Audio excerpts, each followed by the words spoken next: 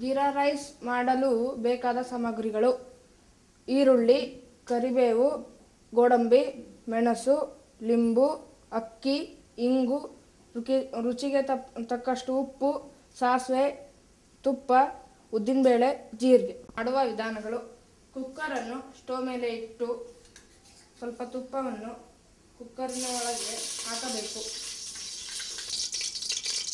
ಈಗ ಅದಕ್ಕೆ ಉದ್ದಿನಬೇಳೆ, ಸಾಸಿವೆ, ಜೀರಿಗೆ ಹಾಕಿ ಸಾಸಿವೆ ಚಿಟಿಗುಟ್ಟಿದ ನಂತರ ಅದಕ್ಕೆ ಅದನ್ನು ಕರಡಬೇಕು. ಅದಕ್ಕೆ ಗೋಡಂಬಿ,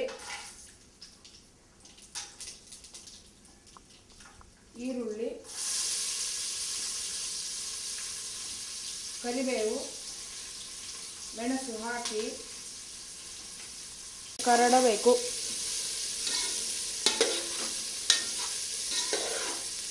ಅದು ಬಾಡಿದ ನಂತರ ಅದಕ್ಕೆ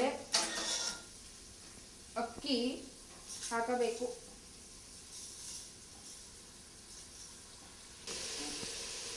ಹಾಕಿ ಕಲಿಸಬೇಕು.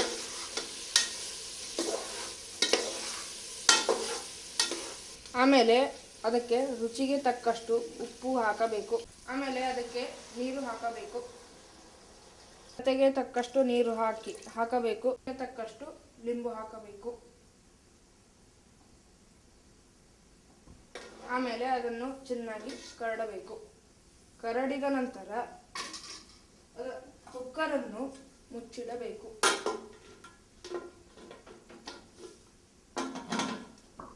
ಕುಕ್ಕರ್ ಬಿಸಿಲಾದ ನಂತರ ಬಿಸಿ ಬಿಸಿಯಾದ ಜೀರಾ ರೈಸ್ ರೆಡಿ.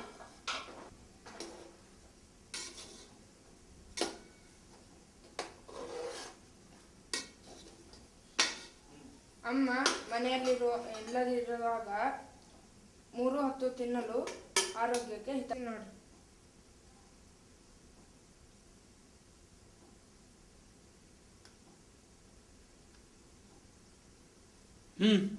ಭಾಳ ಚೆನ್ನಾಗಿದೆ.